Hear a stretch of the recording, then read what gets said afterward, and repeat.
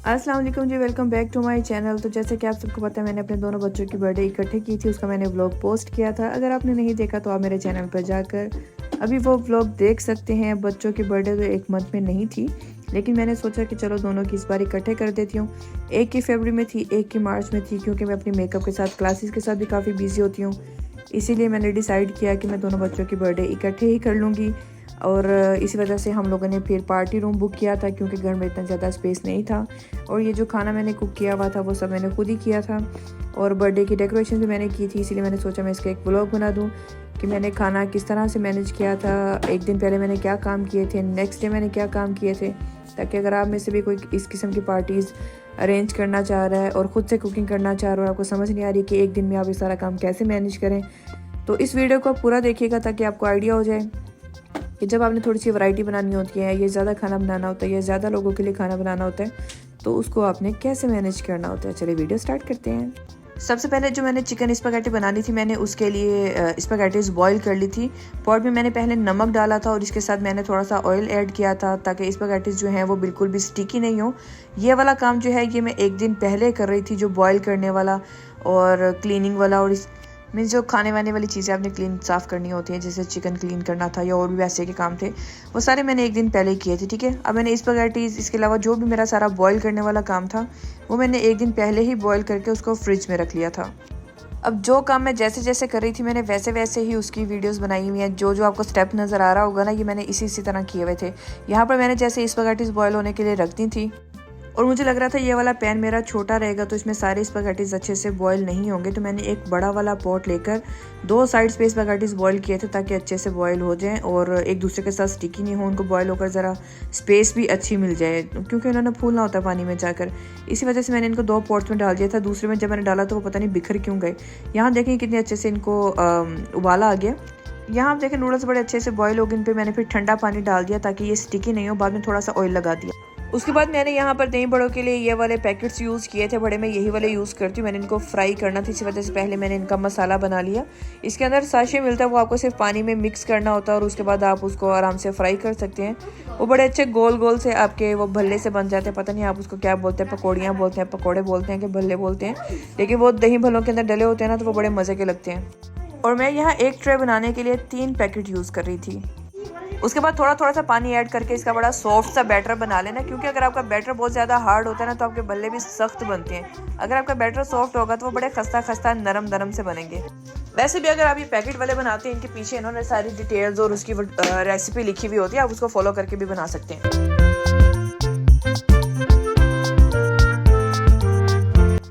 इतनी देर में मेरे स्पैगेटी जो थे वो बड़े अच्छे ठंडे हो गए थे, और जब ये ठंडे हो गए मैंने फिर इनको फ्रिज में रख दिया था। वो देखें जो थोड़ा सा नीचे था ना, वो सारा जुड़ सा गया था, उसको मैंने अच्छे से सेपरेट किया और उसके बाद फिर मैंने इसको फ्रिज में रख दिया था। फ्रिज में रखने से पहले मैंने इसके ऊपर अच्छे से दोबारा से ऑयल लगा दिया, ताकि सुबह तक भी ये अच्छे से सेपरेट ही रहे, आपस में चिपके नहीं। इसको फॉइल पेपर से अच्छे से मैंने कवर किया था फ्रिज में रखने के लिए। अब यहाँ पे ये एल्बो मैक्रोनी है, ये मुझे सैलड में डालनी थी। इसको भी मैंने एक दिन पहले ही बॉईल करके रखा था। देखा, बॉईल करने वाले भी कितने सारे काम होते हैं। पानी मेरा अच्छे से गर्म हो गया था। गर्म पानी में मैंने आधे से ज़्यादा पैकेट मैंने ये यूज़ किया था और इसको मैंने बॉईल कर लिया। इसमें भी मैंने इसी तरह से नमक और ऑयल डाला था।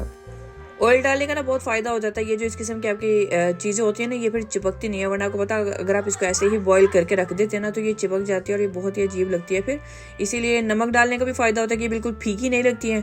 ऑयल और नमक लाजमी डाल दिया करें आप इस किस्म का कुछ भी अगर बॉईल कर रहे हैं। मैक्रोनी बॉईल होगी तो इसके ऊपर मैंने ठंडा पानी डाल दिया था, ताकि ये मज़ीद नरम नहीं हो जाए, क्योंकि इसको भी मैंने इसी तरह से फ्रिज में रखना था। और उसके बाद इतनी देर में मैंने जो दही बड़ों का बैटर बनाया हुआ था, वो भी बड़ा अच्छा सा मिक्स हो गया था और सॉफ्ट हो गया था। यही कंसिस्टेंसी चाहिए होती है हमें बस इसकी। उसके बाद 1 बाय 1 मैंने इसको ऑयल में डाल के फ्राई कर लिया था। ये बड़े भी मैंने एक दिन पहले ही बना लिए थे, नेक्स्ट डे फिर इसको यूज़ करना ज़रा आसान हो जाता है।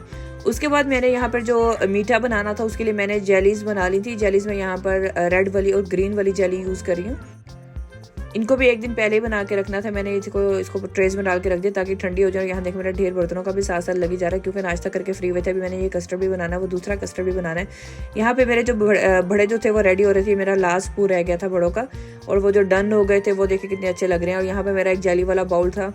4 जेलीज मैंने बनानी थी। वो एक जेली वाला बाउल पता नहीं वो ज़्यादा स्ट्रॉन्ग नहीं था, मैंने जेली डाली और वो सारा टूट गया, मेरी सारी जेली बिखर गई। ओह मुझे बहुत ही दुख हुआ। मैंने बच्चों को देनी थी वो वाली जेली। खैर उसको मैंने सारा क्लीन किया। उसके बाद फिर मैंने बारी ले आई थी जी मटन को। मटन भी मैंने एक दिन पहले ही गला कर रख लिया था, क्योंकि पता है गलाने वाला काम भी बहुत ज़्यादा होता है। इसको मैंने अच्छे से वॉश करके मैंने ये इलेक्ट्रिक कुकर यूज़ किया था, और इसके अंदर जो भी मसाले मैं यूज़ करती थी वो मैंने डाल के इसको लगा दिया था। अगर आपको ये रेसिपीज़ चाहिए होंगी तो आप मेरे चैनल पर वापस चेक कीजिएगा, मैं 1 बाय 1 ये रेसिपीज़ भी पोस्ट कर दूँगी। यहाँ पे बस मैं अपने प्रेशर कुकर का टाइम सेट कर रही हूँ। इसको तकरीबन मैंने 8 मिनट के लिए लगाया था, और बड़ा अच्छा ही मेरा मटन जो था वो डन हो गया था, बड़ा अच्छा सा टेंडर हो गया था। नेक्स्ट डे के लिए फिर इसको मैंने जब भूना था ये बिल्कुल भी नहीं टूटा। इसके साथ ही बारी आ गई थी जो हमारी कस्टर्ड बनाने की। ये 2 कस्टर्ड मैं यूज़ कर रही थी, स्ट्रॉबेरी वाला और वनीला वाला। मीठा तो डेफिनेटली आपको एक दिन पहले ही बना कर रखना होता है, ताकि नेक्स्ट डे वो बड़ा अच्छा सा ठंडा हो जाए। तो मैं जब भी दूध बॉईल करती हूँ ना, तो मैं उससे पहले थोड़ा सा पानी डाल लेती हूँ, वरना दूध जो है फ़ौरन से पैन में चिपकने लग जाता है। मैंने यहाँ पे 1 लीटर के दूध यूज़ किया था, एक मतलब स्ट्रॉबेरी का कस्टर्ड बनाने के लिए, और फिर 1 लीटर का यूज़ किया था वनीला का कस्टर्ड बनाने के लिए। दोनों कस्टर्ड्स मैंने बिल्कुल सेपरेटली बनाए थे, और उसके बाद मैंने उनको लेयर्स लगा दी थी। दूध गर्म हो जाए तो चीनी उसमें आपने हस्बे ज़रूरत डाल लेनी है। उसके बाद मैं इसमें वनीला वाला कस्टर्ड ऐड करी थी। दूसरी साइड पे मैंने स्ट्रॉबेरी वाला कस्टर्ड भी ऐड कर लिया था, और कस्टर्ड मेरे इसी तरह से मैंने डन करके रख लिए थे। जब तक ये ठंडे हो रहे थे तब तक मैंने दूसरा वाला काम कर लिया। अब यहाँ पर आप देख लें मेरे दोनों कस्टर्ड जो है वो बिल्कुल रेडी हैं, स्ट्रॉबेरी वाला भी और वनीला वाला भी। अब इनको मैं एक साइड पर रख दूँगी ताकि थोड़े से ठंडे हो जाए। इतनी देर में मेरा जो प्रेशर कुकर था वो भी बंद हो गया था। 8 मिनट का मैंने इस पर जो टाइम लगाया हुआ था वो डन हो गया।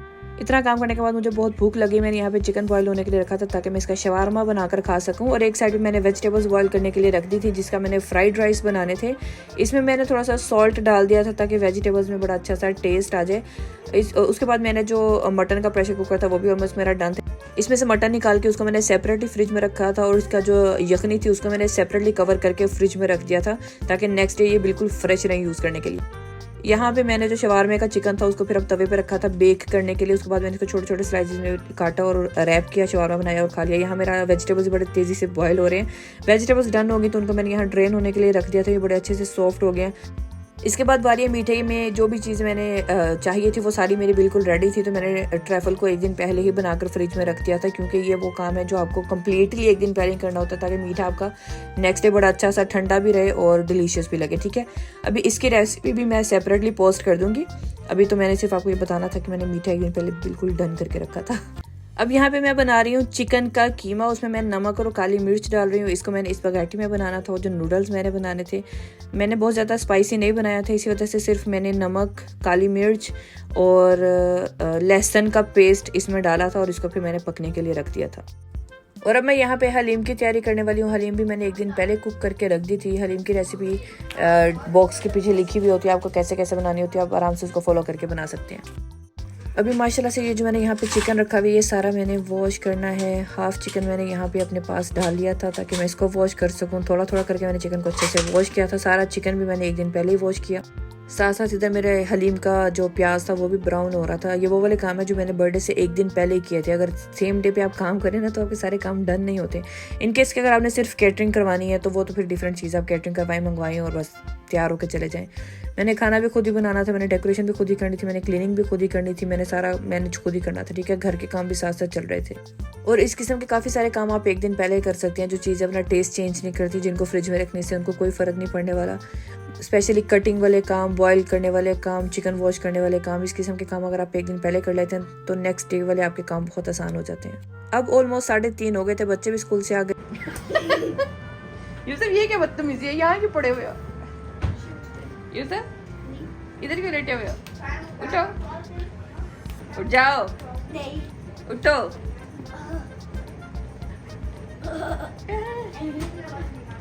ये देखिए यूसुफ कहाँ लेटा हुआ है, मैं आप सबको दिखा दूं। ये देखिए यूसुफ को क्या कर रही है। चलो उठो, काम करो मम्मा के साथ। लड़के लड़के और लड़के कहाँ से आया है रे तू?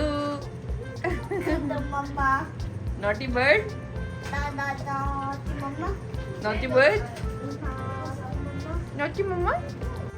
कसम से बच्चों को तो लगता है जैसे ये किसी नवाब के घर पैदा हुए हैं। स्कूल से आकर ना दरवाजे के पास ही लेट जाएंगे कि हमारे शूज उतार दो। अच्छा, इसके बाद ये जो मेरा बेक करने वाला चिकन था इसको वॉश करके मैंने कट लगा दिए थे ताकि मसाला इसके अंदर अच्छे से चला जाए। नाल दी नाल मैं जरा हलीम ने भी कोटा फेरता ताकि मेरी हलीम का चिकन भी अच्छे से टूट के ना हलीम में मिक्स हो जाए। मतलब मैं खड़ी सारे काम साथ साथ किए जा रही थी ताकि मेरा आधा काम जो है ना आज डन हो जाए और नेक्स्ट डे मेरे लिए थोड़ी सी आसानी हो जाएगी बाकी के काम करने की।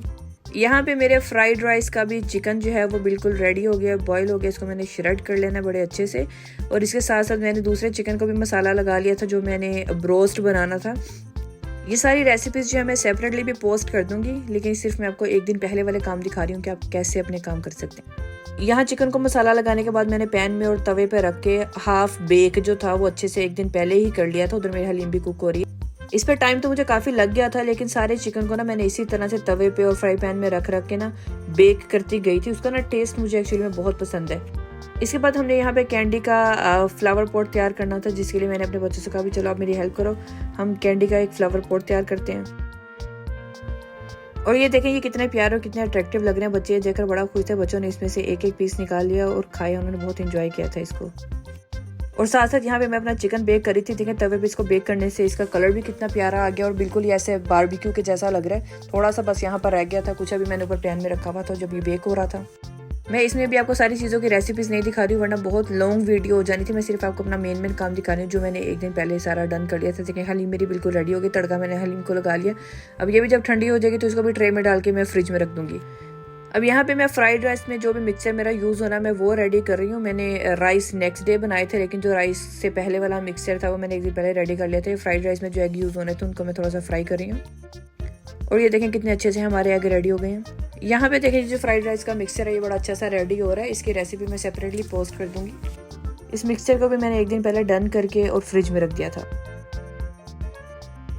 इसके बाद बारी है जी खीर की। मैंने मीठे में थोड़ी सी खीर भी बनाई थी और खीर के लिए मैंने ये शान का खीर वाला पैकेट यूज़ किया था। खीर बनाने के बाद मैंने इसमें थोड़ा सा साबूदाना भी ऐड कर दिया था जो बहुत टेस्टी लग रहा था। सो फार अब मेरे किचन का हाल देख लें क्या हुआ है। ये साथ साथ में सारा समेटी जा रही थी ताकि काम जो है ना मेरा साथ साथ ही डन होता रहे। उधर मेरे बच्चे जो है उन्होंने लाते अपना कोई काम बढ़ाया हुआ था। मैं कहती भाई आप लोग समेट दो, ज़्यादा गंद ना डालो, लेकिन नहीं, मेरे यहाँ पे सुनता कौन है। आप कैसे हो? मैं अच्छा हूँ, थैंक यू फॉर आस्किंग। चलें जब यहाँ पे मैं चिकन की तैयारी कर रही हूँ, चिकन को भूनने तक का काम मैंने एक दिन पहले कर लिया था। बाकी उसकी जो हल्की सी ग्रेवी थी वो मैंने नेक्स्ट डे बनाई थी ताकि जब मैं ग्रेवी बनाऊँ तो वो वापस से फ्रेश हो जाए। लेकिन भून के मैंने एक दिन पहले रख दिया था। और चिकन को वॉश करके ड्राई करके ना मैंने अच्छे से पहले फ्राई कर लिया था थोड़ा, ताकि वो थोड़ी इसकी स्किन जो है ना वो टाइट हो जाए, वरना वो बड़ी जल्दी टूटने लग जाते हैं। ऐसा करने से ना चिकन भूनते हुए टूटता नहीं। अब मैं यहाँ बिरयानी की तैयारी करने लगी हूँ। इसकी रेसिपी भी मैं सेपरेटली पोस्ट करूँगी। बिरयानी की भी जो भूनने तक का काम था ना, उसका मसाले का और उसका भूनने तक का काम वो मैंने एक दिन पहले कर लिया था। बाकी राइस नेक्स्ट डे बनाकर फिर मैंने उसकी लेयर्स लगा दी थी। बिरयानी बनाने से पहले यहाँ मैं चिकन को जो भी मसाला वगैरह लगा रही थी ना, उसको लगाकर मैंने चिकन को भी जैसे बेक वाला चिकन मैंने तवे पे रखकर फ्राई किया था, या जो भी कह लो आप बेक किया था, इसी तरह से मैंने बिरयानी वाले चिकन को भी किया था। मसाला मेरा डन हो गया। अभी दूसरी साइड पे जो मैं चिकन का मसाला ग्रेवी बना रही थी वो भी मेरी ऑलमोस्ट डन है। चिकन जो मैं फ्राई कर रही थी वो भी मेरा ऑलमोस्ट डन है। सालन भी साथ साथ तैयार हो रहा था। साथ साथ मेरा चिकन बिरयानी वाला जो चिकन है उसको भी मैंने बेक करने के लिए रख दिया था। शायद अभी आपको समझ आ रही है कि मैं क्या कर रही हूँ। मैं सारा कुछ दरअसल इकट्ठे किए जा रही थी तो मुझे खुद ही समझ आ रही थी मैं क्या कर रही हूँ। चिकन मेरा जरा फ्राई हो गया था सालन वाला, तो उसको मैंने सालन में डाल दिया। उसको मैंने अच्छे से भून के एक साइड पे रख दिया ताकि मैं नेक्स्ट डे इसकी सिर्फ ग्रेवी बना लूँगी और मेरा रेडी हो जाएगा। अब ये मेरे चिकन के सालन की ग्रेवी जो मैंने एक दिन पहले रेडी कर ली थी। और ये है बिरयानी वाला चिकन जिसको मैं तवे पे थोड़ा थोड़ा सा बेक कर रही हूँ।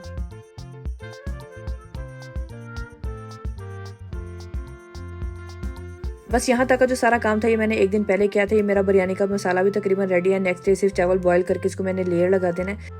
अभी ऑलमोस्ट 12 बजने वाले। मैं 9 बजे से किचन में खड़ी हुई थी। मैं बहुत टायर्ड हो गई थी। मैंने सोचा अब जाकर सो ही जाऊँ। बच्चों को भी मैंने लिटा दिया। बहुत ज़्यादा काम मेरा अभी भी पड़ा हुआ था करने वाला। नींद तो पता नहीं कैसे आनी थी, लेकिन सोना तो था। हाँ सच, साथ साथ तो हमने बैलून भी फुलाए थे। मेरी एक नेबर ने आके मेरी बैलून फुलाने में थोड़ा हेल्प की थी। सुबह 8 बजे मैं बिल्कुल उठ गई थी क्योंकि 7 बजे हमने गेस्ट को टाइम दिया हुआ था और मेरा अभी भी बहुत काम पड़ा हुआ था करने वाला। बच्चों को मैंने उठाया था कि उनको ब्रेकफास्ट करवा कर मैं जल्दी से वापस अपने किचन में जाके बाकी के काम स्टार्ट कर सकूँ। और ये मैं वापस आ गई, आधी सोई आधी जागी हुई। गुड मॉर्निंग आप सबको। और किचन में वापस आकर सबसे पहले मैंने क्रीम सैलड बनाने की तैयारी शुरू की, जिसे आई थिंक आप रशियन सैलड भी बोल सकते हैं। उसके बाद चिकन को मैंने एक दिन पहले भून के रख लिया था और यहाँ पे मैंने इसकी ग्रेवी बनने के लिए रख दिया इसको स्टोव के ऊपर। फिर यहाँ पे स्पैगेटी और चिकन मैंने एक दिन पहले बनाकर रखा हुआ था, ये जो कीमा था। उसके बाद मैंने इसको भी मिक्स करके अपने नूडल्स रेडी किए। ये सब रेसिपीज इंशाल्लाह मैं सेपरेटली भी पोस्ट कर दूंगी पूरी, ताकि आप अच्छे से इसको देख सकें कैसे मैंने बनाए थे ये सब। इसके बाद फ्राइड राइस की बारी है और मैंने इसको वापस थोड़ा सा स्टोव पे रखा क्योंकि फ्रिज में रखे हुए थे ताकि अब अच्छे से ये गर्म हो जाए। उसके बाद मैंने राइस इसमें डाल दिया और अपने फ्राइड राइस अच्छे से रेडी कर लिए। अब ये देखें कितने टेस्टी लग रहे हैं, कलर कितना प्यारा इनका। उसके बाद जल्दी जल्दी से मैंने दही भल्ले रेडी किए यहाँ पर। और यहाँ पर आप देख सकते हैं मेरे दही भल्ले भी बिल्कुल रेडी हैं। यहाँ पे देखिए फ्राइड राइस का दम भी बिल्कुल कंप्लीट हो गया, बड़े ही खिले खिले से मेरे राइस बने थे। अब बारी है जी मटन कोरमा की। मैं यहाँ मटन कोरमा रेडी करने वाली हूँ, इसकी रेसिपी आपको सेपरेटली मिल जाएगी। और आप देखें कितना डिलीशियस लग रहा है, नान के साथ खाने का कितना मजा आएगा। उसके बाद जो कुछ बाकी के बैलून रहते थे उनको मैंने फुला के अच्छे से धागे के साथ टाई कर लिया, क्योंकि हमें इनको नीचे लेकर जाना था। इस तरह से तो लेके जाना मुश्किल था, मैंने इनको बंडल्स में बना लिया ताकि कैरी करना आसान हो। उसके बाद मुझे यहाँ से सारा क्लीन अप भी करना है, क्योंकि बैलून फुलाते हुए काफ़ी सारे फट भी गए थे। चिकन का सालन और मटन कोरमा का सालन जो था वो मैंने इस तरह से ट्रेज में डाल लिया था ताकि लेकर जाना नीचे भी आसान हो। उसके बाद मैंने इसको अच्छे से रैप कर लिया था। बाकी सारे खाने भी इसी तरह से मैंने ट्रेज में ही डाल लिए थे। अब यहाँ मेरी बिरयानी की तैयारी हो रही है। यहाँ मैंने पानी बॉईल करने के लिए रख दिया ताकि मैं उसमें राइस ऐड कर सकूँ। राइस जब डन हो गए तो मैंने उनको अच्छे से ऐसे पतीले के अंदर ही लेयर में लगा दिया और उसके बाद मैंने इसको ओवन में रखा था ताकि इसको दम अच्छे से आ जाए।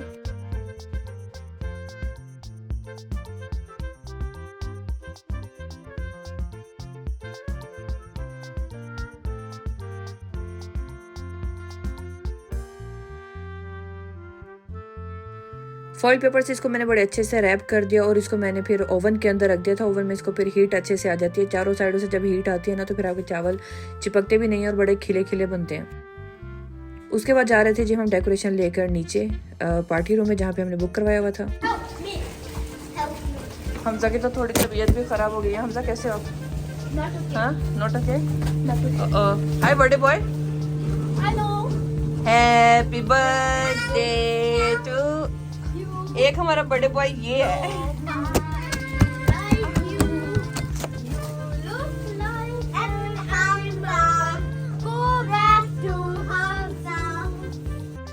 ये है जी पार्टी रूम का किचन। किचन भी बहुत ही अच्छा बना हुआ था, इसमें फ्रीज़र भी था, फ्रिज भी थी और ओवन भी था। अंदर ये एक वॉशरूम भी था। हमजा की तबीयत ठीक नहीं थी, वो नीचे से छोड़ के ऊपर चला गया। ये है जी पार्टी रूम, जो बड़ा ही अच्छा, बड़ा ही खुला बना हुआ था और हमने सारी सेटिंग वेटिंग यहाँ पर खुद ही करनी थी। ये टेबल्स थे। यहाँ हमारी डेकोरेशन चल रही है, काफ़ी सारे बैलून जो थे हमने फुला लिए थे। थोड़ा सा डेकोर मैंने वहाँ किया, वहाँ हैप्पी बर्थडे लगाया, वो टेढ़ा सा हो गया, पता नहीं टिक नहीं रहा। एक तो पार्टी रूम में ज़्यादा अलाउ नहीं है, कहते ज़्यादा टेबल वगैरह यूज़ नहीं करनी, तो मैं इसको सीधा करूँगी। खैर अभी हमारी डेकोरेशन चल रही है। Bye bye user. चलिए डेकोरेशन और सेटिंग हमारी डन हो गई है। टेबल क्लॉथ मैंने शीन से मंगवाए थे और चेयर्स भी हमने बड़ी अच्छी से सेट कर ली। बस जी ये थी सारी मेरी एक दिन पहले की तैयारी। उसके बाद यहाँ पर हमारी बर्थडे जो थी स्टार्ट हो गई थी। मैं यहाँ पर आकर बाकी के काम करने लगी तैयार श्यार होकर। और बर्थडे वाला व्लॉग तो आपने मेरा दूसरा वाला देख ही लिया होगा, वो मैंने सेपरेटली पोस्ट किया। होपफुली आपको व्लॉग पसंद आया होगा। अगर पसंद आया हुआ लाइक कीजिएगा, शेयर कीजिएगा, अच्छा सा कमेंट कीजिएगा।